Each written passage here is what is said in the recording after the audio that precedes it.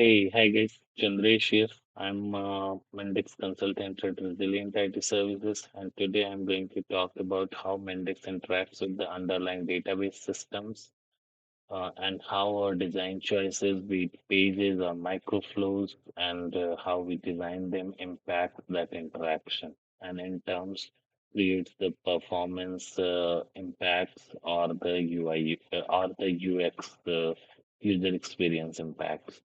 First, I would really like to take a few minutes to go through the setup of this app. So, in this app, I have these three entities. The entity names, relations, they don't really matter. What does matter here is that these are persistent entities. So, while the demo, I will try to create few objects and commit it to the database and see how the interaction is happening. So for that creation and committing, I'm using this microflow. So the structure of microflow is pretty simple. I'm just creating this object and committing it, creating second object and committing it. Then I have one sub microflow. In this sub microflow call, I have error handling behavior which is set to custom without rollback. So if an error occurs here, it will go into this direction where I am creating another object and committing it again. So what is happening in this sub microflow? Here again, the same thing. I'm creating an object, committing it, and then throwing an error. So this is a bit interesting. It's a custom Java code which always throws an error. Means this microflow will never successfully complete. It will just throw an error here. Since there is no error handling behavior, means the default behavior will kick in and all the changes made in this microflow will be rolled back and microflow will go in this direction. Now that is the theoretical part of the how microflow transactions work, how they are implemented on the database level. We'll see in a minute. But before that, one more thing is that this app is running on Postgre, not on HSQL or any other DB. Why? Because I have Postgre and I find it convenient to configure and see the logs. So we can perfectly use any other databases also. Yeah. Uh, in the Postgres, so for the Postgres, what I have done is I have this Postgre config. It is part of the Postgre environment setup. In this, I have changed these parameters for the logging. So this is not really mandatory, but if you want to see the uh, queries which Mendix is executing on the Postgres, then you have to do this. So most important one is this log statement equal to all. What does this do? It whenever you run any query on the Postgre, it will try to log it into this particular file, which I have given here. Yeah.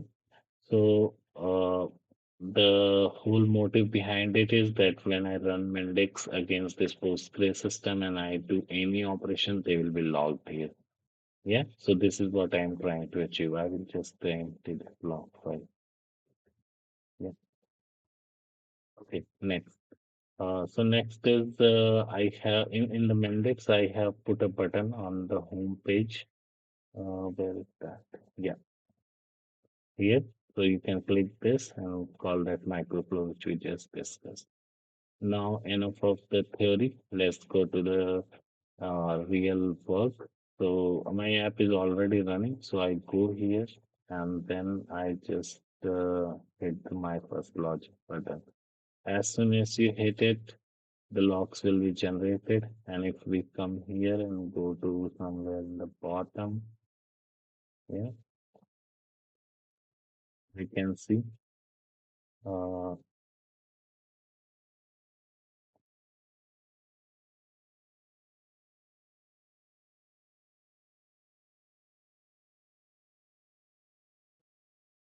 this is the place I wanted to reach from my previous experience. I know where to look for. That is why I'm looking for this particular string. But as I said, since there is so much happening on the Mendix level, you can see that there are task queue actions going on. There are sessions queries being thrown at Postgre. So log is a bit overwhelming. In that one button click, it generated 1800 lines of log. So I'm not going to go through it line by line. But what I will do, I will export this log file as it is and attach it into the this blog post on the LinkedIn and YouTube as well. Uh, what I have done for now is that I have taken out the useful part of it. So, for example, I have taken the part where all these DB transactions are happening, where save points are being created, and where order items are being created. Similarly, shopping cart is being created. So this particular, so for example, I have taken the log for starting from here to let's say till here into the next file. So we will be discussing this one. Yeah. So let's start. What the approach which I am taking is I'm going to try and map what Mendix is doing when each and every activity is being executed. So microflow starts, you will have a begin transaction. So this is where microflow transaction is actually starting. You can have more than one begin, but this is not from this thread. It might be from an other microflow which is starting. Yeah. So yeah, once microflow start, you will have the begin activity, and then shopping cart object is created and will be committed into the database. So at some point, you can see that a shopping cart object is inserted into the database. So this insert query is the result of this particular shopping cart. So after this one, this first activity has been completed. Now if we just go ahead slowly and see there is a second there will be a second insert activity, right? Somewhere here where we are inserting the order item. But what I want to move our attention to is these three lines. Before next commit, before next insert, we have these save points. So I have a save point called save point JDBC save point 10. I will be calling it, let's say, save point 10. So I have a save point 10 just put here before the actual object is inserted into the database. Why? Because before doing any so Mendix microflow is running into a transaction, and before any new database change is made, Mendix will always try and create a rollback point. Till what point I have to roll back? Otherwise, Mendix will not. Otherwise, Mendix or any system will not know till which point it has to roll back into the transaction. A transaction is like a big journey going from point A to point B. And in this journey, there are so many places you are traversing through. So once something goes wrong, it doesn't know where you return back to point P or Q or R. In this case, that is why it is creating a landmark here that, okay, here is my save point 10. And if something goes wrong, I know that everything went good till here. So I will be rolling back till this point. Yeah. Okay. Enough of the theory. So now we created save point 10 and then we create our order item. Okay. Order item creation is all successful. There are no errors. And since there are no errors, Mendix will revert this save point which was just created. You should see save point was created, insert done, and save point reverted. Now we might ask why save point is reverted, because at this point all the distance which we have traversed which is still here is successful, so we don't need a rollback point. Our rollback point is the final point in the journey itself, so that is why there are no rollback points. Now going ahead, uh, yeah, Mendix code find there is a sub micro flow, and I would like to emphasize this part, custom without rollback. So we are saying that there is a sub microflow call with custom without rollback. So as soon as Mendix find there is a custom without rollback, it created another save point. Why? Because something or everything might go wrong in this microflow, and when any rollback happens, I want to stop here. I don't want to roll back these two changes. I want to stop here. So that is why you have a save point 11 exactly at this point. Yeah. So this is save point 11. N- So save point 11 is created and then we jump inside. As soon as you jump inside, we will see there is another create object and commit. So as soon as that commit will happen, before that, you see, another save point is being created. Yeah. So save point 12 is created just here. Okay. So save point 12 is created. Once the insert is successful, just like last time, save point 12 will be released. Yeah. Save point 12 is released. And then after that released, we have this custom error as we explained. This will throw the error and Mendix will be asked to roll back. So how is this rollback happening? This is the very interesting part. So once we say, okay, I want the rollback. So Mendix is deciding, okay, you want a rollback till what point? Till the point this.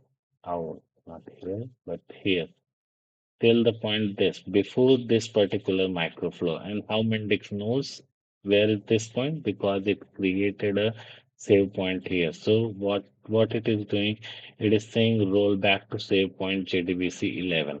This is this 11th point here. So database state is rolled back to this point.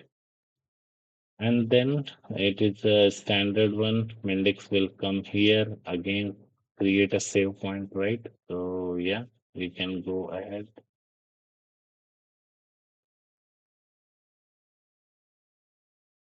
and see. Yeah, Mendix created another save point and then committed the notification object. Then Mendix will release this save point 13. Yeah, this save point 13 is released, and now Mendix will finally commit the changes. So what if I talk about the finding, as per me, the major finding is that whenever Mendix transaction start here, so let's say we write that transaction started, right? Transaction started, and then it came till here. Let's presume it like a journey.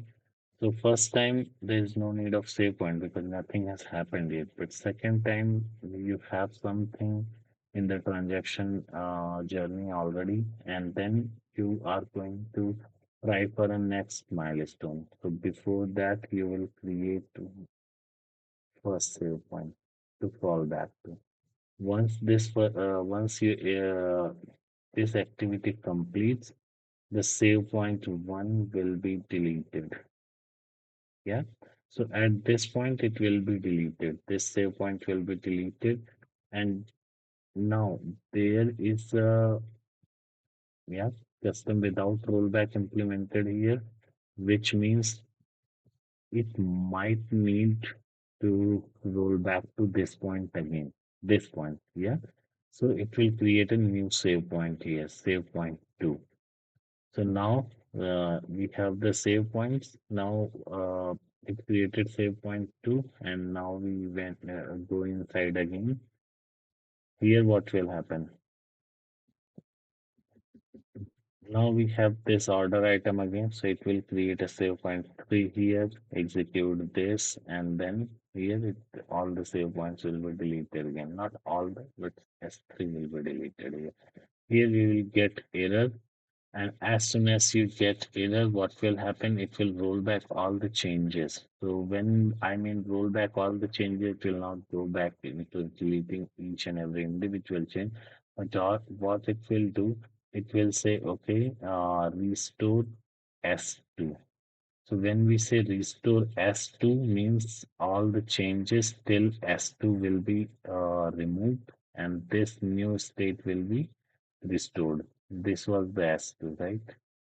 So This is how it works.